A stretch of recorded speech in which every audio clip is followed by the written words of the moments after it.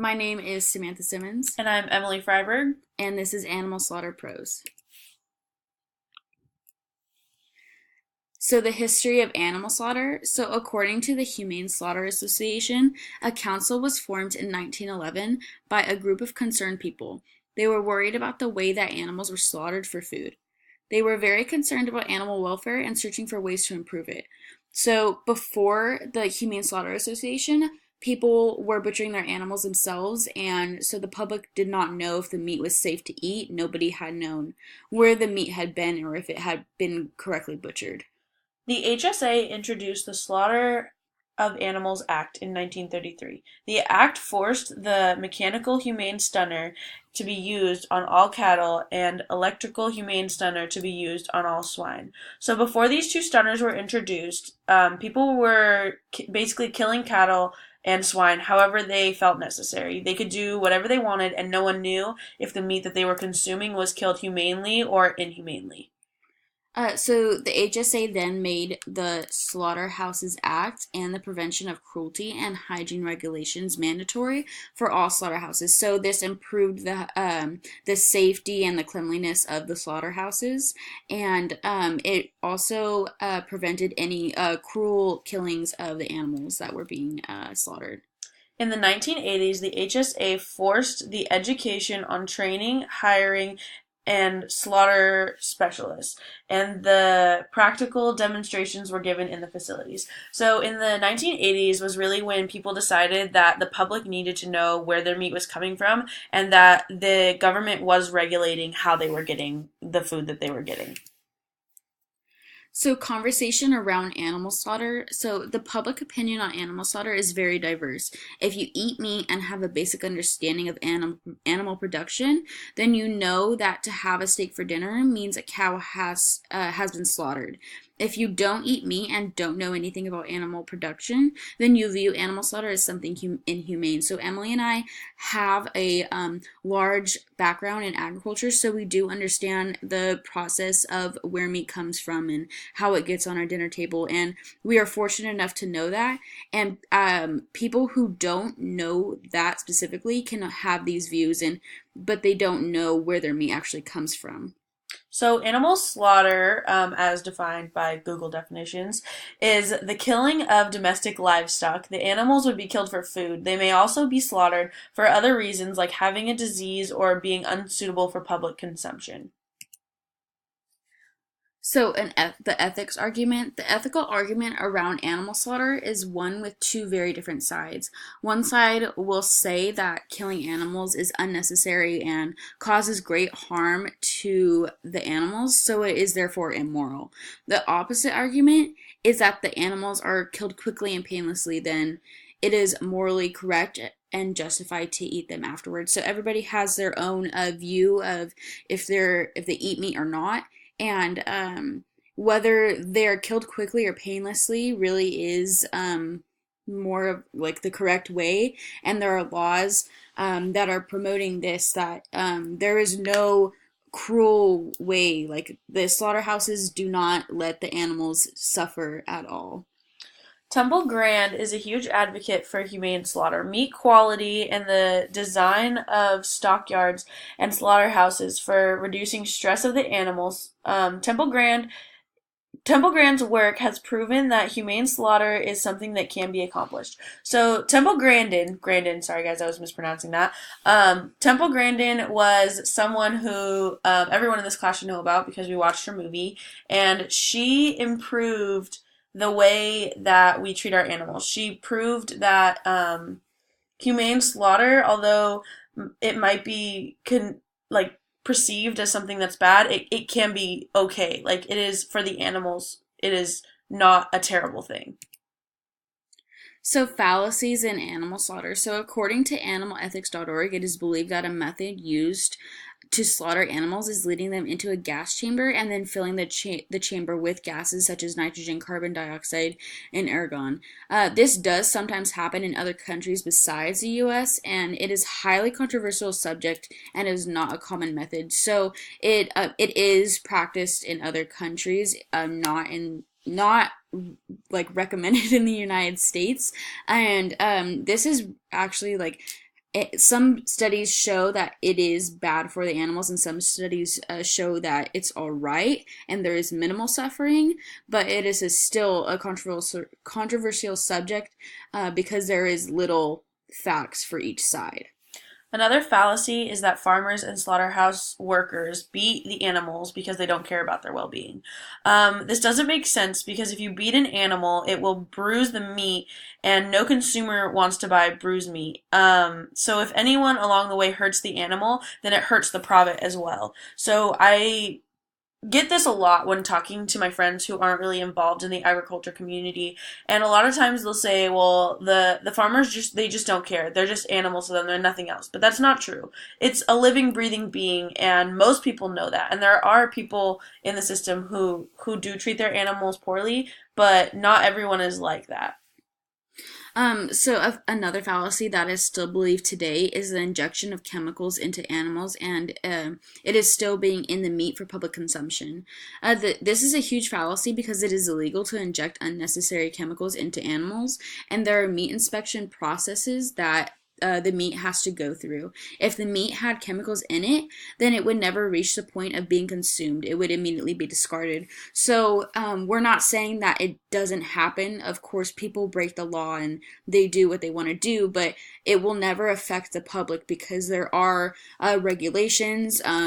Like before we mentioned, the meat does go through a huge process, and if there is any chemical detected, it will be properly discarded, and the person responsible will have to pay a fine along with the proper way to discard the meat. And we chose this photo on the right because we thought it was kind of funny that the cow that's being injected is shown with dollar signs on it, because it's quite the opposite. If you inject your animals with anything, pretty much, and it's not out of its system as indicated by the withdrawal date, then you will have to pay a ton of money. You're not going to get a bunch of money in return. So cultural and sociological aspects. Sociology is the study of human relationships and can help explain matters that happen in personal lives, communities, and the world. So in the sociological aspects of animal slaughter, it can be a huge impact on not only someone's personal life, but also a community. So if a farmer does inject his animal with chemicals or steroids, or beats their animal, or inhumanely slaughters their animal, not only will they not benefit from it and suffer the consequences by breaking the law, but also like the community around that farmer will suffer. And anyone who bought the meat from them, anybody who bought an animal from them, will get that image of the farmer put on them. Animal slaughter can help end an animal's suffering if they are sick or old, and can no longer continue doing normal things like eating or even breathing.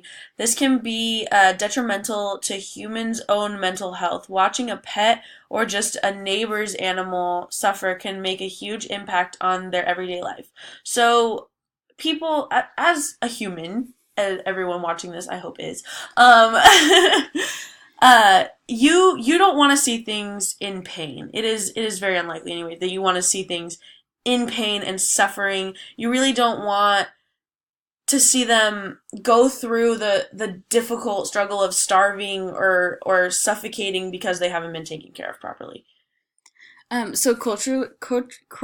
my gosh, culturally, animal slaughter was not viewed as big of an issue until more recently, as more and more pets have began to overpopulate cities. Only then has it turned into a controversial argument. So, current events.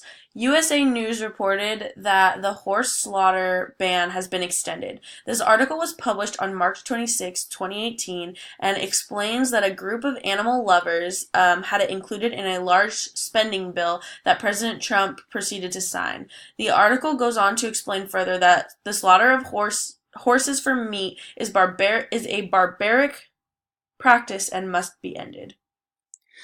So this extension of the law not only hurts the horses, but also affects our global economy and imposes our culture onto others. Unwanted horses in the United States suffer every day, and there are thousands of them. Humane euthanasia would be given mercy to suffering animals.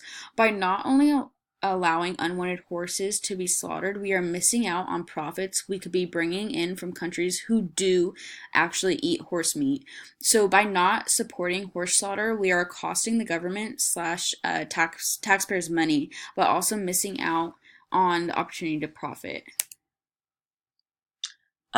So in our opinion, we believe that slaughterhouses are for the most part humane and necessary for not only animals, but also for community health. Animal slaughter provides us with food as well as helping reduce overpopulations of animals that are suffering and neglected. So, like we mentioned previously, slaughterhouses are they're not all good. Some slaughterhouses do not treat their animals properly, and that is an issue that should be taken care of. And no one in the animal production industry will argue that. So we feel it is your choice to eat meat if you want to. Everyone is entitled to their own opinion, but with that said, it should be an informed one that is based on facts. So yes, there are slaughterhouses that treat their animals poorly, but they suffer from that because their profits see significant cuts, and they're also breaking the law. The overall animal production industry cares deeply about the well-being of their livestock. So we aren't going to purposely beat our livestock when we're trying to get a profit from it. And everybody has their own opinion, and if you're not going to eat meat because you think of a sweet little calf, or you think of a sweet little pig or something, like that's your own opinion, but people still do. So there's facts behind everything, there's proof behind everything, there's studies behind everything, and not everyone's going to change their minds just because of somebody else's opinion. And some of our final notes that we learned from doing this project are that if you're going to make an informed decision, you need to go to more than one source. A lot of people will watch documentaries or go look at the PETA website, and they will make the observation that all animals are being beaten on all farms all over the world. And this just isn't true. People will see the documentaries of the cows getting beaten and the pigs being squished together, and they assume that's just how it is everywhere. And it really isn't. So we hope that our presentation taught you something.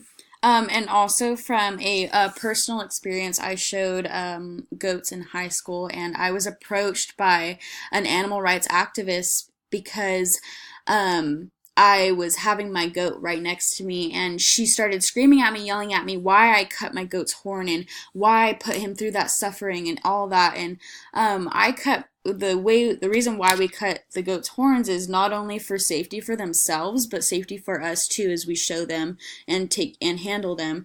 And calmly explaining this to her, she didn't understand that. She kept thinking that I put him through suffering when I really didn't. I mean, he felt nothing when we cut the horns. Like there was a vaccine given so that he wouldn't feel anything, and it was painless. So not a lot of people understand that there can be painless things done for the animal's benefit as well.